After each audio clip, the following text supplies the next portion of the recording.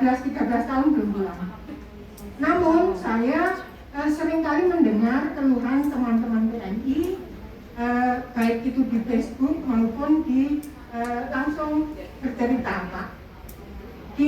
Itu pada saat mereka mau cuti, dia selalu merasa tertipu karena ada teman-teman yang dikatakan orang Indonesia, memang itu orang Indonesia, tapi entah statusnya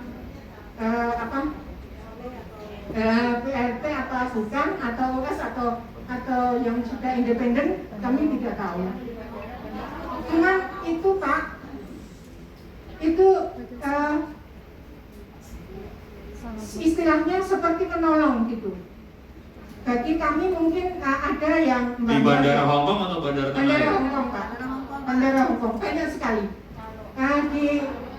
Kalau ada juga teman-teman yang cerdas, ada yang tidak mau dibantu. Tapi ada banyak juga teman-teman yang tidak tahu, karena sama-sama Indonesia mau membantu kita, atau yang keperluannya yang sesaat itu memang mereka butuhkan, dan tidak bisa minta tolong teman yang sudah ada di misalkan di rumahnya gitu. Yang diperlukan ya saat itu yang ada di bandara dan dia mau pulang cuti. Nah itu saya ada screenshot seminggu lalu di Facebook, itu ada sampai tertipu 800. Katanya menolong, tapi itu malah membebani. Spesifiknya apa yang ditawarkan? Menolong seperti bebannya atau menolong verbagasinya. Ya. Oke. Yang kami sebenarnya bukan pertanyaan, tapi kami menginginkan Bapak KJRI itu bagaimana mengatasi mbak-mbak seperti itu agar PNI ini tidak terasa tertipu. Terima kasih. Baik, makasih. Yes. Langsung saya jawab dulu atau satu lagi? Pak tadi kan mau nanya. Salam. Ya. Kenalkan, nama saya Laili Istirokah dari Fatayat. Kasih, Mbak. Pertanyaan saya, bagaimana saya pulang cuti membawa HP 3, terus yang satu saya tinggal, apakah harus mendaftar email atau tidak? Baik, makasih. Oke, saya langsung jawab ya, dua dulu ya, yang dari paling belakang dulu. Membawa namanya handphone, komputer, tablet, ini ketentuan perdagangan dan ketentuan Kominfo ya. Sebenarnya dulu tidak diatur mau bawa berapa, pembatasannya itu bukan bebas, dibatasi dulu nilai. Nah sekarang dengan pernah nggak mendengar dulu zaman dulu istilah black market? Pernah dengar? Ya. Jadi handphone dulu dengan gampangnya dia ngaku barang bawaan penumpang dan sebagainya, banyak lah. Akhirnya ketemulah teknologi yang canggih bahwa handphone yang masuk ke Indonesia oleh warga negara Indonesia harus didaftarkan. Pertama, tidak akan ada lagi namanya black market. Ya, jadi itu pertama. Kedua, berarti frekuensi di Indonesia itu aman. Ya, betapa bahayanya handphone dengan teknologi yang sekarang yang tidak terdaftar perusahaan besarnya itu nggak tahu dia menggunakan frekuensi apa. Setahu saya zaman bahla dulu saya belajar pertama pembatasan frekuensi ini bisa membahayakan penerbangan ya. Ya zaman bahla dulu, maksudnya 20 tahun lalu saya belajar teknologinya. Frekuensi zaman dulu tuh berbahaya untuk penerbangan. Jadi kita main handphone di darat tuh bisa mengganggu penerbangan karena itu handphone nggak tahu, mohon maaf lah, teknologi zaman dulu tuh masih jelek, jadi frekuensi apapun bisa masuk dulu, mengganggu lah. Nah saya kembali itu dibatasi ya Bu ya, satu orang 2. Tapi handphone yang sudah dibawa dari Indonesia nggak perlu didaftarkan lagi. Handphone yang beli dari luar negeri saja, itu ya, atau komputer atau laptop yang beli dari luar negeri itu yang perlu didaftarkan. Kalau yang bawa dari tanah air nggak perlu. Cukup menjawab ya? Baik. Nah, pertanyaan tadi, ini menjadi informasi yang KJRI pun tidak bisa seperti kita di tanah air datang ke bandara kami razia, tidak bisa. Ini negara, bukan negara kita. Tapi informasi itu kami terima, akan kami berikan sebagai masukan. Tapi ini hati-hati ya, jangan sudah informasi ini harusnya sahih, Sahih itu apa artinya ya? Benar ya. Harus sahih, kalau enggak nanti kita informasikan ke pemerintah Hong Kong ternyata bohong satu. Atau betul tapi teman-teman kita nanti kena mana? Ya. Kena itu apa artinya? Nah, temannya sebelah kamar ternyata. Jadi tolong dengan peristiwa informasi ini sebelum kita sampai ke resmi, ayo ini informasi bukan hanya untuk KJRI tapi untuk kita semua ya.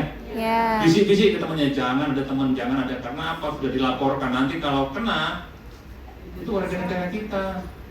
Kalau ada warga negara kita yang mohon maaf ditangkap oleh aparat, KJRI juga yang punya kerjaan. Ya. KJRI ini betul sebagai rumah kita, tapi bukan untuk menumpahkan semua kekotoran kita, jangan dong. Ya, sesekali, sesekali aja, sering-sering kita kebaikan-kebaikan gitu. Ya, jadi kita sering-sering ada program ini, ada exit, ada entry program. Kita selain bisa bertemu, kita ceritakan kebaikan-kebaikan. Ya, jangan diambil sepenggal-sepenggal. Nanti saya ada sepenggal rekam wakil LS dipotong kirim, itu jangan. Ya, utuh kalau memberikan sesuatu. Ya, gitu ya. Kalau memang kurang arena untuk ngetop bisik-bisik kita, nanti kita carikan lahan deh. Kita carikan panggung. Ya, kita punya berbagai program Indonesia. Manggung deh di situ. Mau stand up komedi, ayo. Ya, mau ngelawak, ayo. Mau main musik, mau tari, ayo. Tapi jangan main di viral-viralin. Potong sepenggal kirim. Biar ngetop gitu. Setengah zaman. Ya. Mbak, informasi kami terima kasih. Tapi kalau kenal teman-teman tuh ingatkan. Ya, tolong ingatkan. Informasi ini live ini kan didengar sama teman-teman. Kami akan catat, kami akan infokan ke pimpinan, nanti akan sampaikan ke pemerintah setempat. KJRI nggak boleh, Mbak. Nggak boleh saya mentang-mentang itu, kamu orang oleh. Nggak boleh. Kita lapor ke pemerintah, nanti pemerintah ada petugas security untuk yang menindak itu. Itu ya. Mas Imam, makasih. Tapi sebelum itu tindakan represif yang dilakukan oleh pemerintah, kita preventif. Berapa mana ya di bahasanya? Preventif, represif, udah nggak? Enggak. Berarti hari ini bukan mahasiswa-mahasiswi. Bukan, tetap mahasiswa tapi bukan mahasiswa hukum. Mahasiswa ilmu sosial politik gitu kali ya. Nah, preventif itu mencegah. Preventif itu. Represif itu menindak. Pemerintah setempat bisa melakukan preventif dan represif. Kalau kita sebagai KJRI, wakil pemerintah bisa preventif mencegah, jangan-jangan ya. Tapi detik once we report to them, itu hukum kena itu. Itu bahasa Makaonya apa? Apa bahasa Makaonya apa? Makaonya, bahasa Kantonisnya apa? Laporkan kepada pemerintah, bahasa Kantonisnya apa?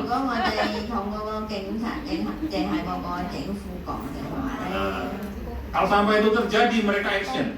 Hitungan nggak lama, mereka action. Kapan terjadinya? Nah, ternyata teman-teman sendiri, konco dewe. Orang bahaya kan?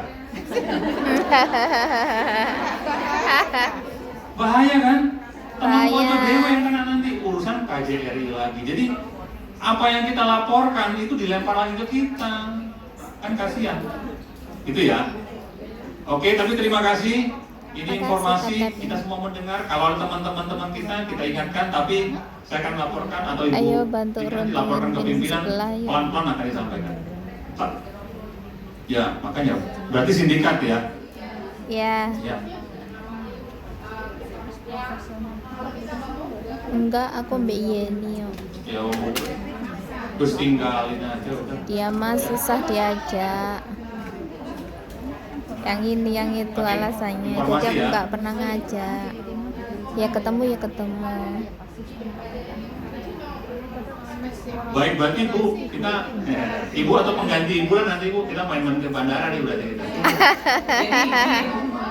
Izin saya bantu jawab Pak Risto. Ya. Jadi memang laporan kasus seperti ini sudah ada dari zaman sebelum-sebelumnya ya. Keluarga kita ada yang ditawari dan lain sebagainya. Nah, kita sudah pernah melemparkan apalah istilahnya, sudah pernah diskusi terkait hal ini dengan otoritas tempat. Karena sesuai yang disampaikan Pak Risto, kita KJRI bukan otoritas kita ya itu ya. Jadi di luar kendali kita untuk menangkap atau apalah namanya di sana, karena bukan area kita. Jadi yang berwenang tentunya adalah pemerintah Hong Kong. Kita sudah sampaikan ke pemerintah Hong Kong. Pemerintah Hong Kong sendiri menyatakan bahwa jika memang ada hal-hal seperti itu, harap segera dilaporkan ke petugas yang ada di airport. Ya, tapi tentunya sesuai yang disampaikan Pak Risto, nggak cuma omon-omon ya. Jadi silakan, mungkin ada dokumen pendukung, mungkin foto, video atau apa. Jangan takut-takut untuk laporkan ke petugas pemerintah Hong Kong yang ada di airport. Begitu sementara. Karena kalau kita di luar wilayah kita, yang ada juga kita melanggar ketentuan karena bukan otoritas kita. Begitu ya teman-teman. Tapi tetap tolong disuarakan ke teman-teman yang lain. Orang Indonesia memang gitu kali ya Pak. Gak enak. Iya. Ya, berani bilang tidak gitu ya. Iya. Atau pura-pura nggak denger aja. Enggak. Gitu. Ya cuekin aja sih kalau menurut saya. Sing mepet wedok apa lanang? Beda. Pantes bro kalau lanang dulu ya. Enggak dipepet, kita yang mepet. Tapi begini ya, minggat. menghibur saja. Di beberapa negara juga terjadi. Ya, bukan hanya di kita, tapi gini, sepanjang dia tidak menyentuh secara fisik, cuekin saja. Ya, saya nggak usah sebut negara. Di negara tertentu itu juga mereka ada yang minta duit, tapi dia tidak akan pernah menyentuh. Detik menyentuh, mereka menyadari hukum.